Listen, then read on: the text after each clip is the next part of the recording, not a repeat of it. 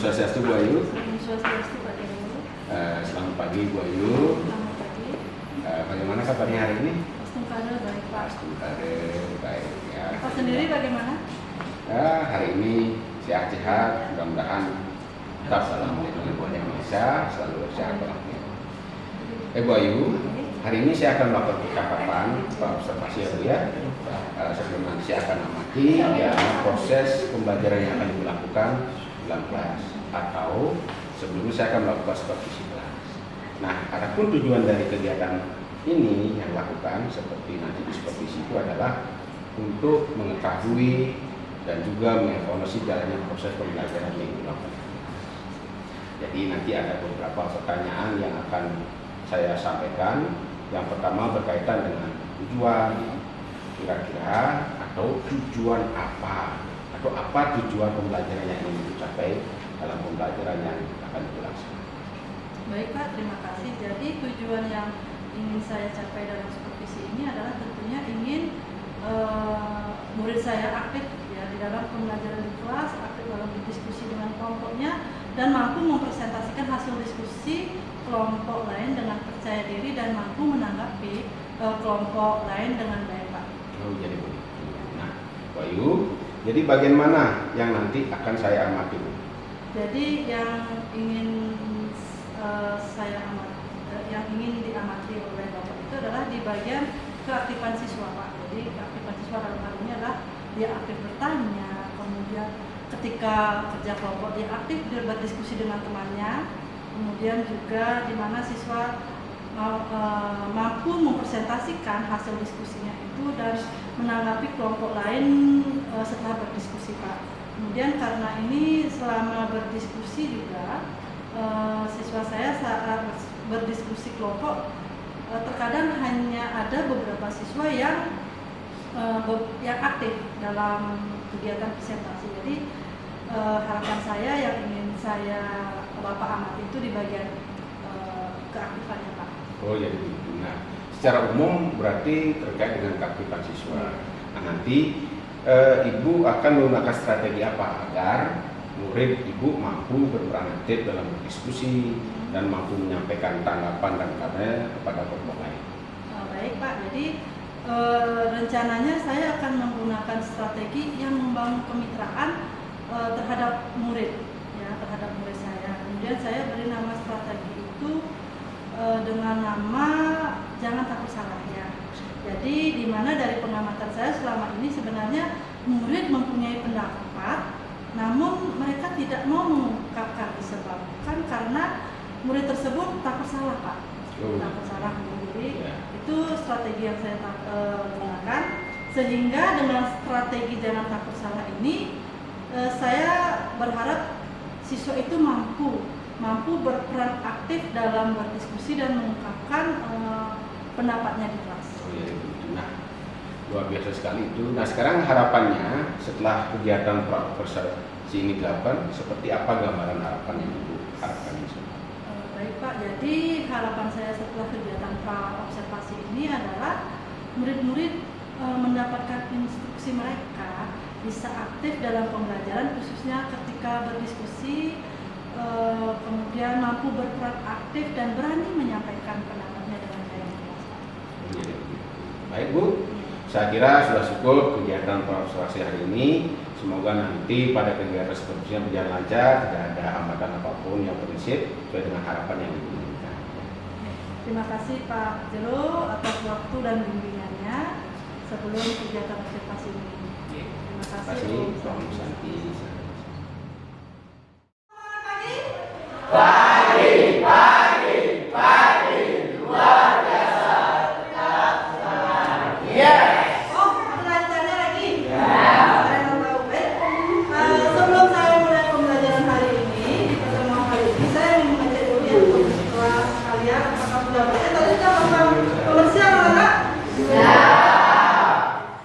Baik, saya rasa kelasnya sudah bersih dan kita sudah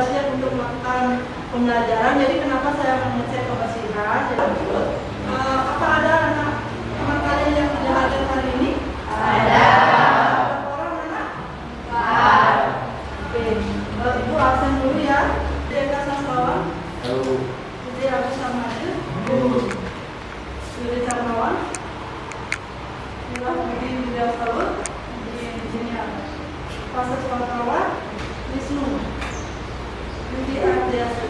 Empat orang ya yang tidak hadir ya. Baik, sebelum saya lanjut ke materi, seperti pertemuan sebelumnya, saya ingin membuat kesepakatan ulang ya, yang harus kalian patuhi dan kalian taati. Tujuannya apa? Tujuannya adalah supaya kalian itu mau dan bisa menjadi siswa yang disiplin. Kata pertama di sini adalah siswa dilarang terlambat hadir ke kelas, dilarang bermain HP pada saat ibu melaksanakan proses belajar mengajar. Jadi HP itu dilarang, tetapi kalian diperbolehkan apabila ada instruksi dari ibu. Kemudian penampilan ya seperti yang saya ucapkan tadi, grooming. Jadi di sini ibu sudah melihat kerapian keseragaman kalian dalam berpakaian sudah sangat-sangat bagus. Angkat tangan jika ada hal yang tidak kalian pahami, tidak kalian mengerti, atau kalian ingin ke belakang. Ya, kalian menyanyikan lagu ini dulu ya, nasional, biar tumbuh jiwa nasionalisme kalian.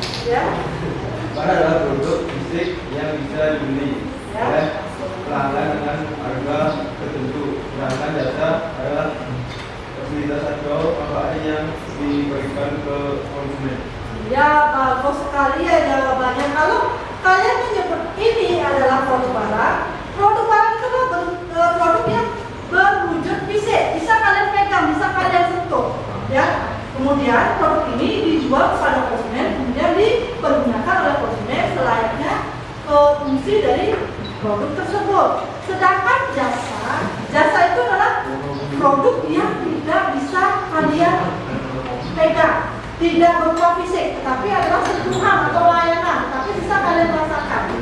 Apakah bisa dijual produk jasanya, Bu? Tanyaannya misalnya, apakah bisa dijual produk jasanya?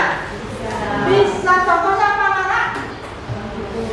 Tukang cukur, dia menjual produk jasa. Kalau ibu berdiri di depan, menjual produk apa, Ibu? Jasa. Kalau dokter? Jasa. Hotman? Jasa. Jangan ragu-ragu ngomongnya ya. Oke, baik. Nah, sebelum ibu melanjutkan ke materi berikutnya, seperti biasa ibu ingin mengetes dulu kemampuan kalian terkait materi yang kita bahas. Kita sebut dengan istilahnya pretest. Silakan siapkan gadget kalian. Kita akan menjawab bisnisnya.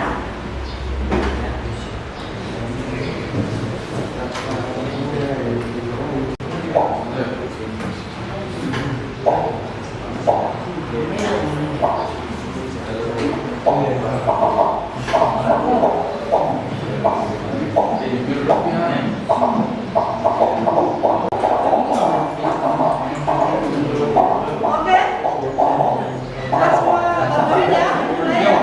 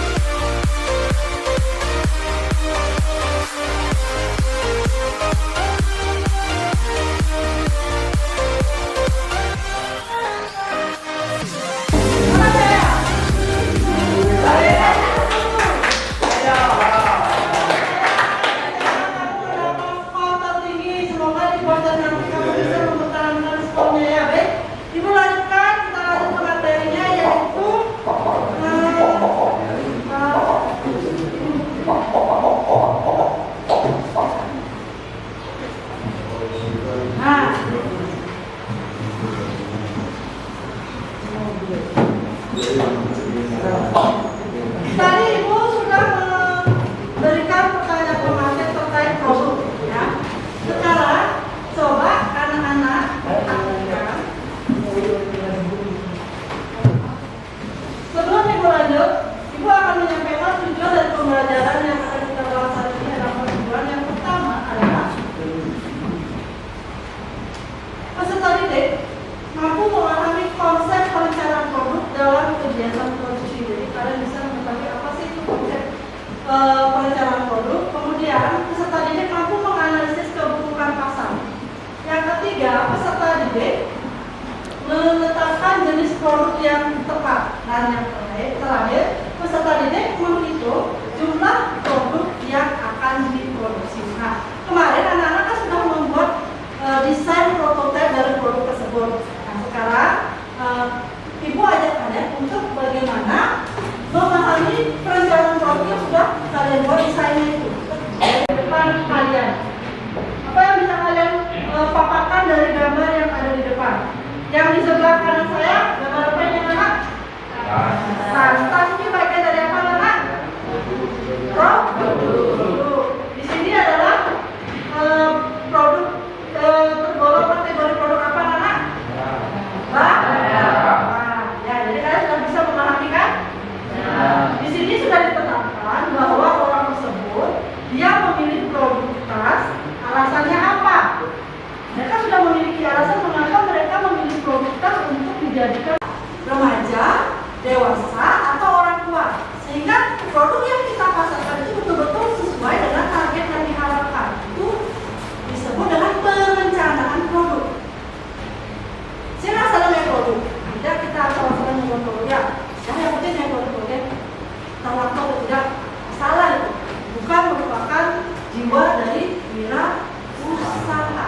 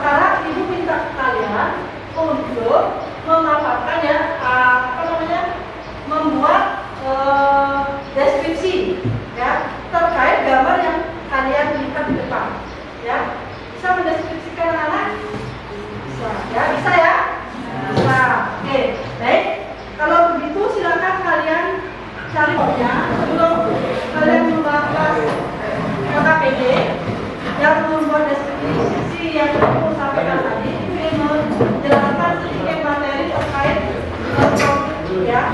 Jadi produk itu terdiri dari dua jenis. Ada produk konsumen dan ada produk industri. Apa itu produk konsumen? Produk konsumen itu adalah produk yang diproduksi oleh produsen, kemudian disalurkan langsung kepada konsumen akhir untuk dikonsumsi. Jadi dia langsung disalurkan ke konsumen tanpa melalui perantara. Ya. Nah, produk yang dibeli oleh konsumen tersebut digunakan secara langsung dan tidak akan diperjualbelikan kembali oleh konsumen. Misalnya, ya, sabun, ya kan? Kemudian sampo, kemudian pasta gigi, hand body dan lain-lainnya itu disebut dengan produk konsumen. Kemudian ada produk industri. Produk industri itu adalah produk yang dibuat oleh produsen, kemudian dibeli oleh konsumen dengan tujuan akan dijual kembali dan akan dipergunakan kembali sebagai bahan baku untuk proses produksi yang menghasilkan produk baru dan mempunyai kemanfaatan yang lebih. Contohnya adalah kalau produk industri, misalnya adalah kayu, ya. Jadi si pengrajin kayu akan membeli kayu tersebut kepada penebang kayu. Nah, ketika si pengrajin kayu sudah mendapatkan bahan baku, kemudian bahan bakunya itu akan diolah menjadi sebuah produk jadi. Jasa anak jadi. Ya, contoh produk jadi yang bersumber dari kayu apa saja, anak? Kursi. Ya, kursi lagi apa? Lemari, pintu, lalu sekalian itu disebut dengan produk industri. Kemudian di sini ada jenis-jenis produk konsumsi. Ya, bisa kalian lihat. Ada produk belanjaan, ada produk khusus, ada barang kebutuhan sehari-hari. Ya, misalnya bisa kalian lihat. Produk belanjaan terdiri dari televisi, kaos, jaket, sepatu. Kemudian produk khusus ada mobil, sepeda motor, perhiasan, kamera. Kenapa disebut dengan produk khusus, anak-anak? Karena harganya yang relatif mahal, tidak bisa dijangkau. Sukses Pak Budi. Sukses juga Ibu. Selamat siang. Yang bisa berdiskusi terkait kegiatan observasi yang dilaksanakan Pak. Baik, tidak apa-apa. Saya juga sudah selesai mengajar. Apa yang bisa saya bantu nih?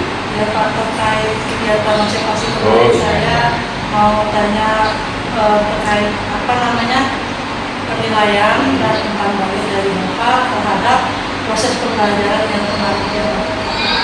Ya,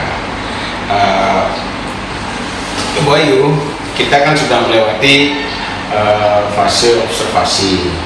Nah, kegiatan observasi itu sudah selesai. Bagaimana perasaan Ibu ketika observasi itu sudah selesai dilakukan? Baik Pak, setelah kegiatan observasi kemarin sudah berlangsung, kegiatan saya tentunya sangat lega Pak. Lega, bahagia, dan puas karena proses yang kemarin itu sudah berjalan sesuai dengan tujuan dan berjalan dengan lancar. Oke, luar biasa sekali.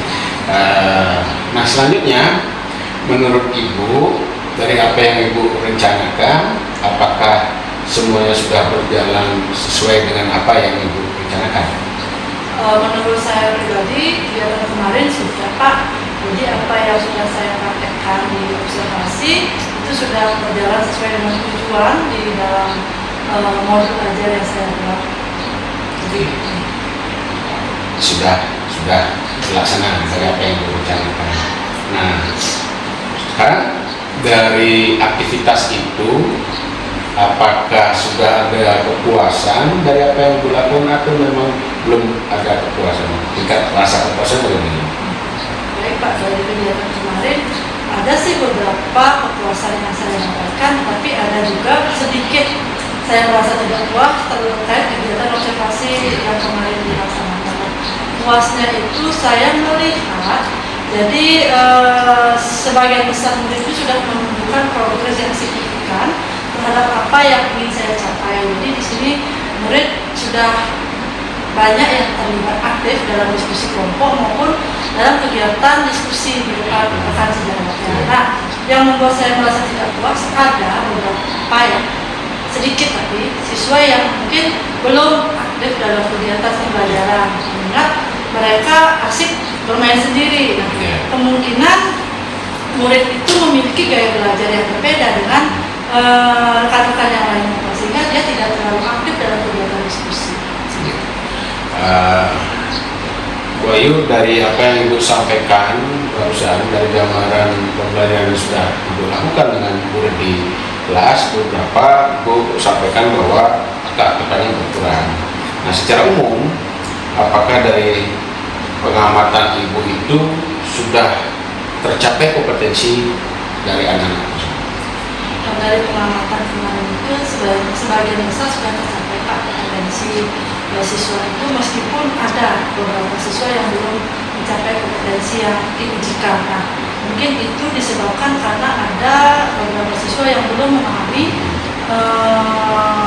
perbedaan atau pembelajaran yang berbeda juga. Jadi begitu ya.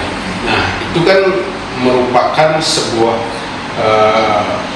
tantangan atau hambatan dari ibu dan anak untuk melakukan proses pembelajaran di kelas. Apa yang menjadi kesulitan bagi murid ketika mengikuti pembelajaran tersebut? Kalau saya melihat kemarin kegiatan pembelajaran itu yang menjadi kesulitan siswa itu sendiri adalah di alat media dan alat komunitas. Jadi dalam proses pembelajaran tanpa adanya alat media mungkin murid tidak akan bisa memahami apa yang kita sampaikan. Di sana kesulitan yang saya alami Pak kemarin pada saat kegiatan proses pembelajaran, sehingga dengan adanya alat peraga mungkin akan lebih menguatkan lagi pemahaman mereka tentang materi yang kita sampaikan. Jadi begitu ya. Nah, itu kan kesulitan dari peserta didik nih, dari murid. Nah, kalau kesulitan dari ibu sendiri ada? Kalau ada apa kira-kira itu kesulitan? Kalau saya pribadi hampir sama dengan sesuatu di media atau alat seadanya juga. Kemudian yang menjadi kesulitan saya itu dalam penyusunan modul belajar karena RPP yang saya susun ini kan harus bisa memenuhi kebutuhan gaya belajar murid. Saya belum bisa menyusun RPP yang baik dan benar terkait bagaimana saya sebagai guru bisa menyusun RPP itu sesuai dengan kebutuhan gaya belajar murid itu sendiri. Jadi sudah terencana dengan baik. Nah, sekarang dari apa yang Ibu sampaikan, apa yang akan Ibu lakukan ke depannya? Baik Pak, jadi untuk kedepannya ya, untuk perbaikan saya ke depan terkait dengan kesulitan-kesulitan yang saya ini, mungkin saya akan berkolaborasi Pak, intinya berkolaborasi dengan rekan sejawat atau dengan senior-senior saya terkait bagaimana cara menyusun RPP yang ada hubungannya dengan pembelajaran berdiferensiasi, sehingga kami sebagai tenaga pendidik bisa memenuhi kebutuhan gaya belajar murid itu dengan maksimal. Jadi tentang diferensiasi, Nah, apa saja sih yang Ibu dapatkan dari kegiatan-kegiatan tadi yang sudah kita lalui bersama terkait dengan observasi itu? Jadi dari kegiatan observasi kemarin itu tentunya saya mendapatkan banyak hal Pak nih dalam hal pengetahuan saya, kemudian saya juga bisa menilai diri saya di mana letak kekurangan dan kelebihan saya di dalam memberikan pelayanan pendidikan kepada murid. Kemudian bagaimana saya sebagai tenaga pendidik, apakah saya sudah berkompetensi dalam melayani siswa atau memenuhi kebutuhan murid ketika saya mengajar. Jadi sudah Ibu sampaikan secara menyeluruh. Nah, Ibu bisa nanti lihat apa yang sudah saya observasi, apa yang menjadi pengamatan saya. Ada beberapa hal yang memang harus Ibu tingkatkan. Mungkin Bapak bisa memberikan saya umpan balik Pak nih terkait dengan kegiatan observasi kemarin. supaya saya bisa melakukan perbaikan ke depannya sehingga saya bisa lebih baik lagi dalam pembelajaran berikutnya. Baik, Bu. Nah, ada beberapa hal. Yang pertama, Ibu sepatutnya memberikan waktu lebih. Jadi memberikan waktu lebih kepada peserta didik, terutama di diskusi kelompok, sehingga mereka bisa mengeluarkan ide kreatifnya, berkomunikasi lebih baik di masing-masing kelompok. Jadi secara umum memberikan waktu lebih banyak untuk diskusi kelompok. Kemudian yang kedua, Ibu sepatutnya bisa memberikan umpan balik atau reinforcement yang positif, yang membangun, yang lebih spesifik terhadap murid-murid yang bisa berkolaborasi baik maupun bisa menghidupkan suasana dengan berargumentasi. Jadi lihat sisi keaktifannya. Jadi ada dua hal yang Ibu harus tingkatkan. Tadi saya sampaikan, yang pertama adalah memberikan waktu yang lebih banyak kepada diskusi kelompok. Yang kedua, memberikan reinforcement positif yang membangun, yang lebih spesifik, artinya khusus kepada siapa saja insan murid yang aktif di kelas itu, karena ranah yang Ibu kembangkan adalah keaktifan siswa. Pak, terima kasih, ini umpan balik yang sangat membangun sekali dan mungkin akan menjadikan motivasi saya ke depan untuk lebih baik lagi. Jadi dari apa yang sudah Bapak sampaikan, sekali bisa saya terapkan di pembelajaran Bapak. Terima kasih umpan baliknya, Pak. Nah, saya rasa sudah cukup. Jadi saya rasa cukup. Mudah-mudahan ke depan Bu Ayu bisa merencanakan lebih baik lagi, sehingga muara dari apa yang direncanakan di pembelajaran itu semuanya efektif, dan apa yang menjadi tanah pengembangan di kelas yang itu ampuh bisa terwujud dengan baik dan maksimal. Terima kasih Bu, saya tunggu kolaborasi selanjutnya. Siap Bapak. Terima kasih. Semangat. Atas waktunya. Selamat siang Pak. Selamat siang.